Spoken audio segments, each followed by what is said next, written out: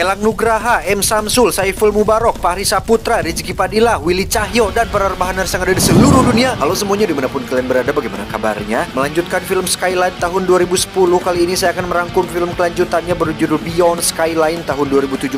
Di sini kita akan melihat penampilan dua aktor Indonesia jago silat, yakni Iko Uwais dan Kakang Yayan Ruhian. Penasaran dengan aksi mereka? Langsung saja pasang handsfree, simetris, komposer, bahan kencangkan celana dalam, selamat menonton dan Jackie Trot.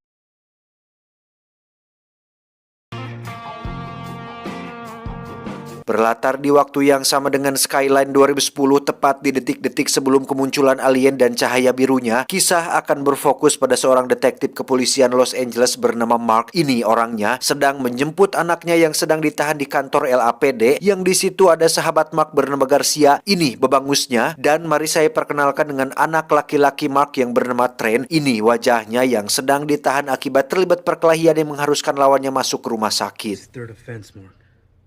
I process him. He's in. Talk to the other guy. He's not gonna press charges.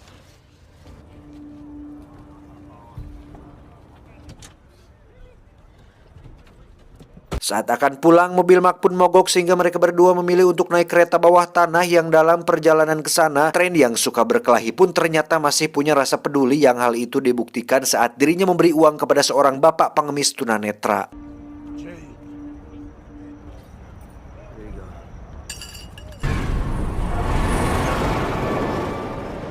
Di kereta, Trent bercerita jika dia berkelahi bukan tanpa alasan. Dia tak akan asal pukul jika tidak ada penyebabnya, di mana orang yang menjadi korbannya ternyata lebih dulu menghinanya sehingga Trent memilih untuk membogemnya daripada terlalu banyak cakap. Dan tiba-tiba, You are so much smarter than this.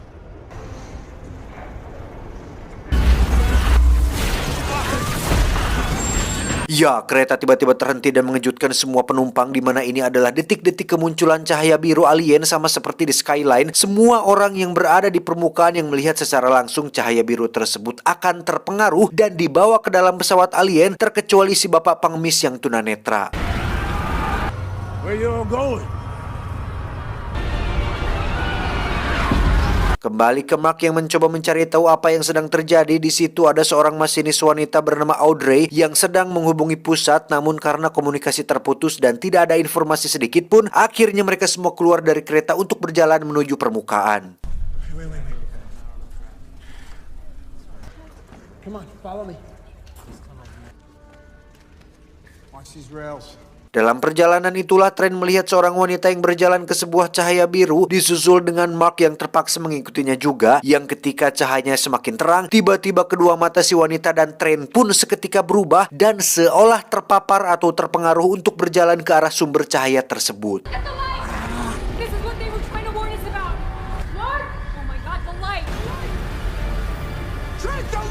Melihat anaknya dalam bahaya, Mark segera lari menyelamatkannya, sementara si wanita dan seluruh masyarakat kota Los Angeles pun terlihat berterbangan disedot ke dalam pesawat aliennya.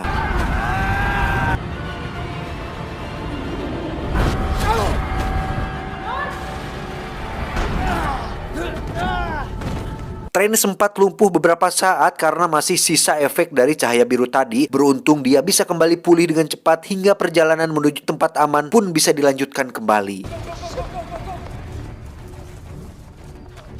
Beberapa saat berjalan, secara kebetulan Mark bertemu dengan sahabatnya yakni Garcia bersama seorang polwan, di mana mereka dan beberapa warga sipil pun berjalan bersama-sama untuk mencari tahu apa yang sebenarnya telah terjadi. Fucking aliens, man. You wanna step up? There's a step here. I'm gonna go in front of you. Dan alangkah terkejutnya Mark ketika dia melihat ada pesawat alien terbang tepat di atas kota Los Angeles, yang mana sedang terjadi pertempuran antara militer Amerika Serikat versus alien preketek, yang di situ ada satu-satunya pesawat drone yang masih bertahan dan berhasil melesatkan hulu ledak nuklir tepat ke pesawat alien tersebut. You're going after that ship?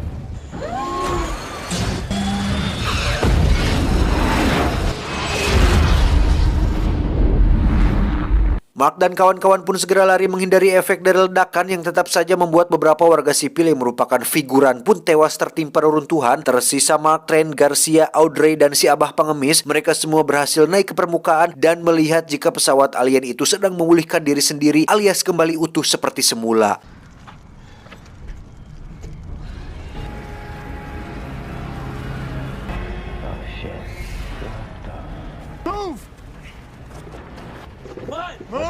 Mereka pun memutuskan untuk lari menjauhi lokasi tersebut, namun ternyata pesawat itu telah mengirimkan beberapa pasukan alien raksasa yang ditugaskan untuk mengumpulkan manusia-manusia yang masih ada, di mana salah satu alien tersebut itu pun berhasil mengetahui Mark dan kawan-kawan dan mencoba untuk mengejar mereka semua. Karena Garcia sudah terluka parah akibat insiden ledakan tadi, dia memilih untuk mengulur waktu dan membiarkan Mark dan yang lain pergi duluan, di mana Garcia akhirnya tewas setelah disedot oleh alien raksasa tersebut. You get out of here. Go. Oh shit. Nasib Mark dan kawan-kawan ternyata tidak jauh beda dengan Garcia, di mana salah satu alien pun berhasil mencegat mereka sambil menghancurkan 3 helikopter militer, dan tren lagi-lagi berhasil dipengaruhi oleh alien yang kali ini tidak hanya dia, tetapi semua orang yang ada di sana pun dibawa ke dalam pesawat, termasuk si bapak pangmis tunanetra ini.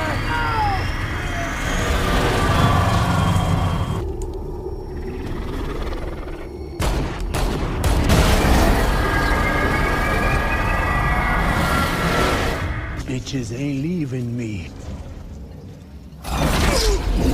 Saat itulah kita akan melihat pembentukan dari sang bos alien yang menguasai kapal ini. Beliau, bapak alien ini pun berencana untuk pindah tempat ke lokasi lain atau negara lain dalam rangka mencari manusia-manusia lain yang masih tersisa di belahan muka bumi ini.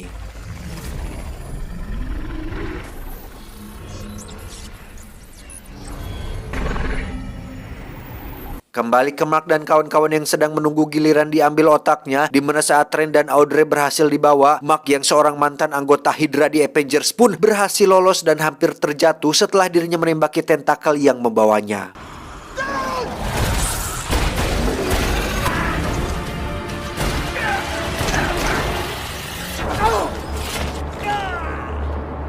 Dengan semangat seorang ayah, Mark perlahan masuk kembali ke dalam pesawat, di mana kali ini dia bertemu langsung dengan satu penjaga alien yang ketika akan diserang, tiba-tiba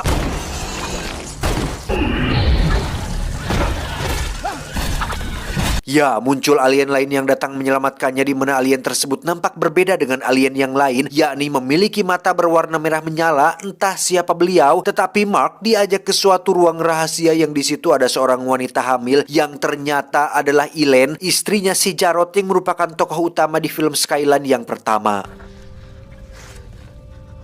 Please, help me. Jika Anda sudah menonton Skyland yang pertama, kalau belum silahkan cek linknya di deskripsi. Jadi alien-alien ini datang ke bumi untuk memanen umat manusia dalam rangka mengambil hanya otaknya saja ya, hanya otaknya saja. Di mana bangsa alien ini memiliki sebuah kekurangan, yakni tidak bisa bereproduksi alias berkembang biak, sehingga untuk terus menambah jumlah pasukannya, mereka mengambil otak manusia dan dimasukkan ke dalam tubuh alien humanoid dengan otak manusia sebagai sistem syaraf pusatnya. Nah, sama seperti tren anaknya si Mark ini, Jarod dan Elaine ini pernah terpengaruh atau terpapar oleh cahaya birunya, tetapi berhasil dicegah sehingga tanpa sengaja sistem syaraf otaknya menjadi lebih kuat dan mampu mengendalikan otaknya sendiri, termasuk tubuh humanoid barunya ini. Untuk Elaine, dia juga mengalami hal yang luar biasa, di mana kandungannya yang seharusnya baru jalan 4 bulan pun kini seolah sudah berusia 9 bulan sejak melihat cahaya biru tersebut, sehingga Mark mau tidak mau harus menjadi paraji dadakan dan membantu persalinan si Elaine ini. Oh God. Okay, breathe. 2, 3, push! Elaine pun meninggal dunia setelah berhasil melahirkan bayinya yang berjenis kelamin perempuan, di mana Mark memiliki sebuah ide untuk membuat kesepakatan dengan si Jarod, yakni dirinya bersedia mengurus dan mengeluarkan si bayi dari sini, asalkan Jarod mau membantunya mencari di mana tren anaknya berada. I want to make you a deal. And I promise you on my life, I'll get your daughter off this ship, okay? Mark pun dibawa ke ruangan lain yang di situ ada sebuah lubang di dinding, di mana Mark disuruh untuk memasukkan tangannya dan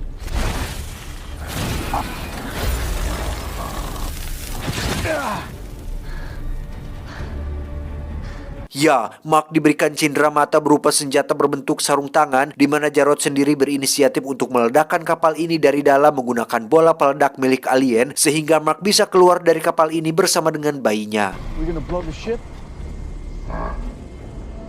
Mereka berdua pun pergi ke ruang CCTV alien untuk mencari di mana Trent dan Audrey berada, di mana saat Trent dan Audrey sudah ditemukan, muncullah satu alien yang merupakan bosnya yang datang untuk menangkap mereka semua, sehingga Jarod segera menyuruh Mark untuk masuk ke dalam lift alien, sementara dirinya akan menghadapi bos alien tersebut 1 lawan 1.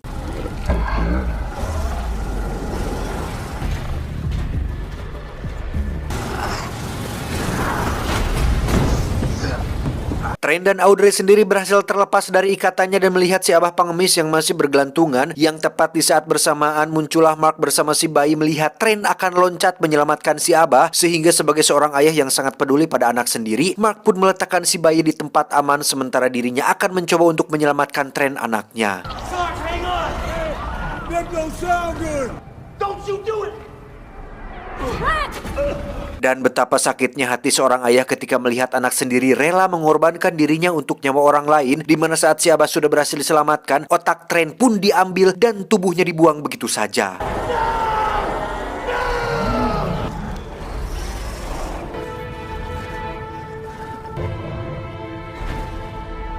Beralih ke Jarod yang masih sedang bertarung melawan si bos alien, namun karena dia adalah bosnya, sudah pasti kekuatannya jauh lebih unggul sehingga Jarod harus sekarat setelah si bos menikam tubuhnya.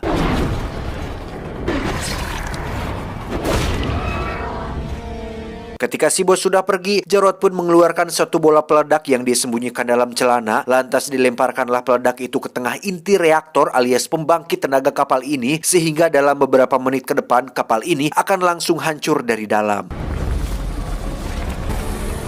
Kembali ke Mark yang meloncat ke tubuh alien tentakel untuk menyelamatkan si Audrey, di mana Mark dengan sarung tangan aliennya pun berhasil membunuh alien tentakel tersebut sekaligus menyelamatkan si Audrey. Tak lama muncullah si bos alien yang ternyata menginginkan bayi tersebut. Entah apa alasannya, Mark mencoba untuk menghadangnya tapi tak berdaya, sehingga si abah yang, mohon maaf, selalu merasa gelap dan mati lampu pun dengan beraninya nyerenteng ke hadapan si bos alien, meski akhirnya dia juga harus sekarat.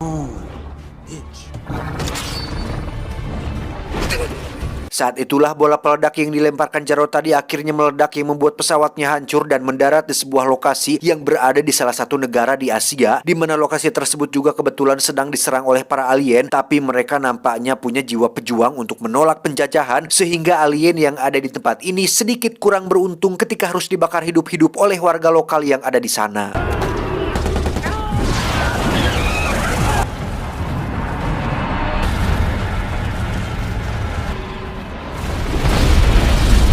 Di sini kita akan diperkenalkan dengan dua orang warga lokal yang harus berjuang tidak hanya dari alien tetapi dari sekelompok polisi korup yang ada di negara ini. Mereka berdua melihat langsung ketika kapal alien itu utuh kembali, yang hal tersebut dilakukan oleh si bos alien yang ternyata masih hidup.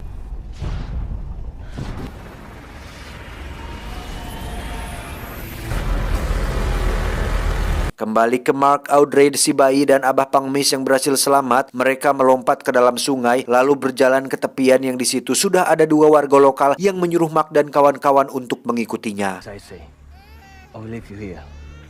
Naas bagi si abah, beliau harus meninggal dunia setelah tak mampu bertahan dari luka tusukan si bos alien, sehingga Mark Audrey terpaksa harus meninggalkan jasad beliau tanpa diurus dengan layak.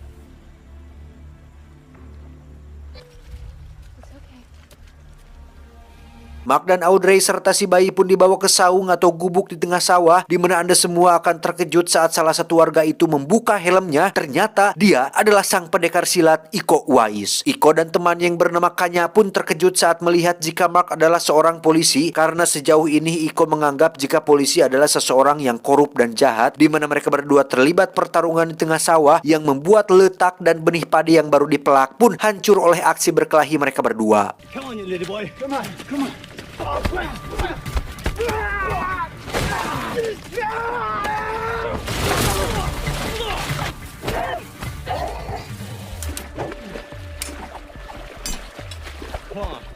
Tak lama muncullah para polisi yang membuat perkelahian langsung terhenti. Iko mengatakan jika sejak kedatangan alien, para polisi ini menjadi lebih brutal dengan mengambil semuanya dari warga, termasuk para wanita desa. Disinilah Mark menawarkan sebuah kesepakatan untuk membantu Iko, asalkan Iko mau membawa mereka bersamanya. Look, you'll take everything. The woman. Look, I'll help you. You get that baby to a doctor. Saat malam tiba, kita akan melihat si bayi mengalami pertumbuhan yang sangat pesat karena dia lahir dari seorang ibu yang pernah terpapar cahaya biru alien. Mereka semua pun memutuskan untuk bermalam di sana dan akan melanjutkan perjalanan esok pagi menuju ke tempat yang lebih aman.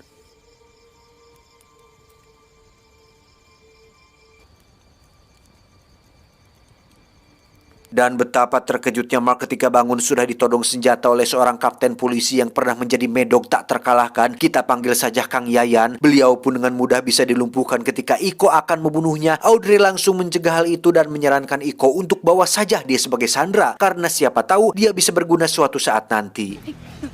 He's down. He can't hurt you. Mereka pun berjalan berkilo-kilometer hingga sampailah di sebuah lokasi merupakan Candi Prambanan, tapi dalam film ini diubah menjadi Candi Siwa di negara Laos, yang ternyata candi ini sekarang dijadikan markas dan tempat persembunyian Iko dan kawan-kawan serta warga yang ada di sini. Anh Văn Hào cùng cháu. Jesus Christ.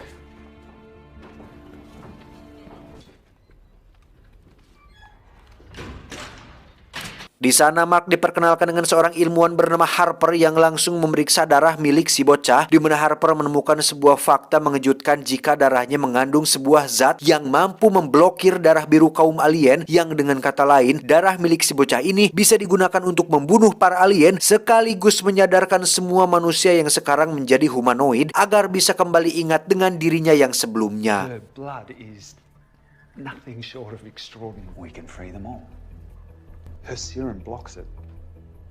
So we load one of their... Keistimewaan si bocah sebenarnya tidak terlalu mengejutkan, mengingat dia lahir dari seorang ibu yang sudah terpapar cahaya biru alien, sehingga pertumbuhan dan sel-sel dalam tubuhnya jelas berbeda dengan kebanyakan manusia konvensional pada umumnya, sehingga sekarang Mark dan kawan-kawan punya sebuah senjata yang bisa mereka gunakan untuk melawan si bos alien dan pasukannya.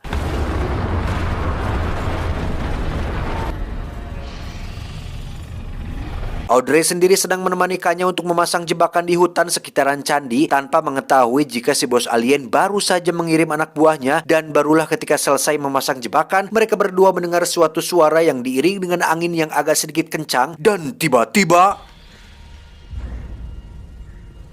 Stay here.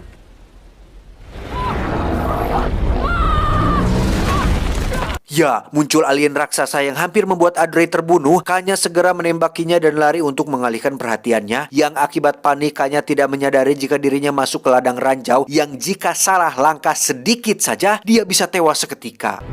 The minefield! Dan benar saja, Kanya menginjak satu ranjau yang karena tidak punya pilihan lain, dia memilih untuk bunuh diri daripada mati oleh alien tersebut.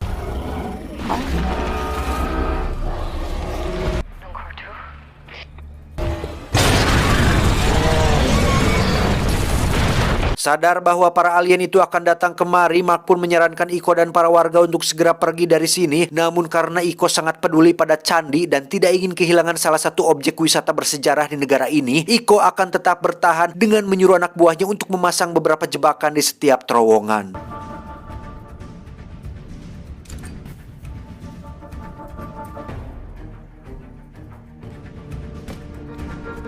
Saat itulah Mark teringat dengan tren anaknya yang mungkin masih bisa diselamatkan, di mana dengan darah si bocah Mark berencana untuk keluar sendirian dan mencoba masuk ke dalam pesawat alien untuk menyadarkan semua alien humanoid, karena Mark percaya jika dalam diri mereka tetaplah manusia.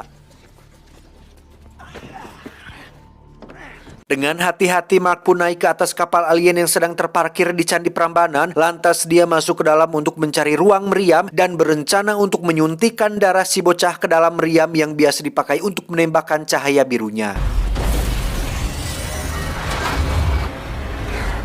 Namun tiba-tiba muncullah satu alien yang langsung menyerang Mark, yang setelah disidik-sidik ternyata itu adalah tren anaknya. Namun karena masih belum sadar sepenuhnya, Mark pun menendangnya hingga dia jatuh ke ruangan meriam. Trent, go! Saat itulah Mark langsung menyuntikkan darah si bocah ke dalam peluru alien berbentuk bola yang bisa meledakkan cahaya biru, dengan harapan cahaya tersebut bisa menyembuhkan semua humanoid termasuk Trent supaya mereka menjadi ingat kembali dengan diri mereka yang sebenarnya. Namun tiba-tiba muncullah si bos alien yang sudah di dalam Megazord aliennya, merusak kapal tersebut dan melemparkan meriamnya hingga rencana Mark harus gagal.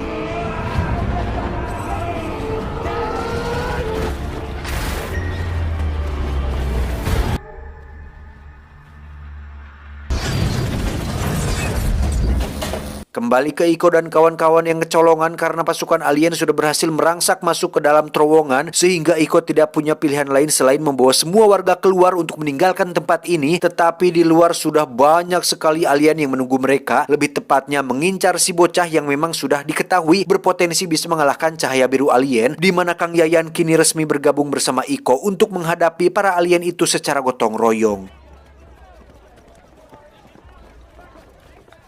Sampai pagi menjelang, Iko dan semua orang pun berusaha untuk menghadapi para alien demi keselamatan seluruh warga, di mana Harper sendiri harus tewas saat sedang mencoba menyelamatkan Audrey dan si bocah.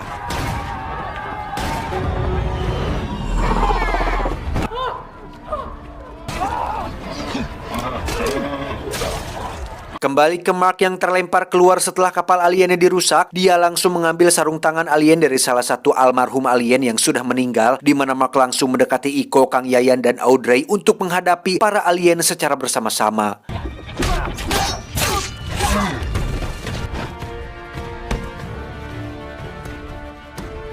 Seperti kita tahu, Amerika biasanya menghadapi alien dengan kekuatan militer, kalau tidak menggunakan nuklir, senjata canggih, atau teknologi tinggi yang sangat luar biasa. Tetapi untuk Mark, Iko, dan Kang Yayan, mereka hanya menggunakan keahlian bela diri silat berikut dengan keyakinan, niat, tekad untuk menolak penjajahan yang hanya dengan sajam seperti pisau dan golok, mereka mampu mengalahkan alien-alien ini dengan cukup mudah.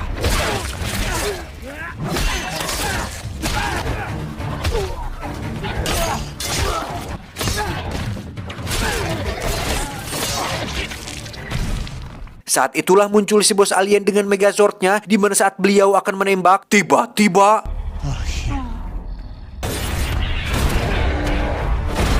ya, muncul Tren dengan Megazord-nya sendiri, di mana sekarang Tren sudah sadar sepenuhnya dan bisa mengingat siapa dia yang sebenarnya, sehingga pertarungan antara Megazord alien pun tak terelakkan lagi.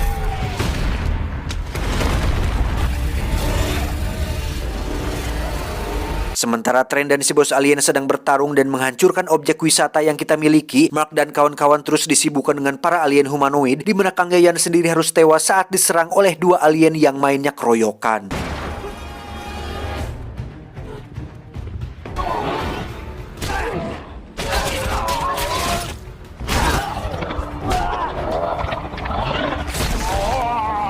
Ketika Tren sudah kewalahan menghadapi si bos alien, saat itulah si bocah dengan inisiatifnya menyentuh patahan meriam yang tadi gagal diluncurkan, di mana Tren yang melihatnya pun langsung mengambil meriam tersebut dan menembakkannya tepat ke arah si bos alien, yang membuat cahaya yang sebelumnya berwarna biru kini menjadi berwarna merah dan menyadarkan semua humanoid kembali menjadi diri mereka lagi.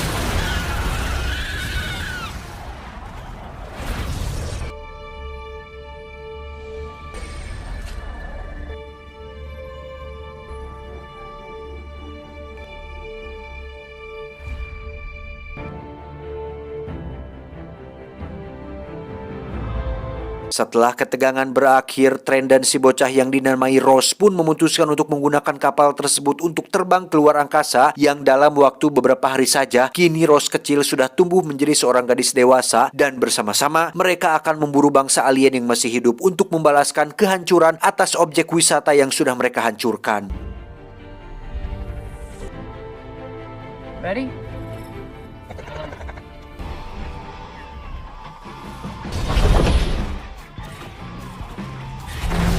Tamat, ending yang cukup mengalienkan. Melihat semangat juang Mark, Iko, dan Kang Yayan, saya jadi tersadar bahwasannya untuk memperjuangkan sesuatu tidak selalu harus dengan bantuan alat yang mahal, canggih, dan modern. Faktanya mereka masih bisa menang melawan alien dengan cara lama, yakni bela diri dan senjata tajam yang biasa dipakai untuk ngalah sulu. Sehingga pesan yang bisa kita ambil dari film ini adalah, setiap orang memiliki potensi yang sama untuk sukses, perbedaannya adalah seberapa besar motivasi Anda untuk mampu mengalahkan setiap hambatan. Saya John, mewakili direksi yang bertugas, mengucapkan terima kasih dan sampai jumpa di video selanjutnya. Adios. Korek kuping Ariana Grande. Cuau, cuau, cuau, cuau, cuau, cuau, cuau. Wassalamualaikum warahmatullahi wabarakatuh. Cuau.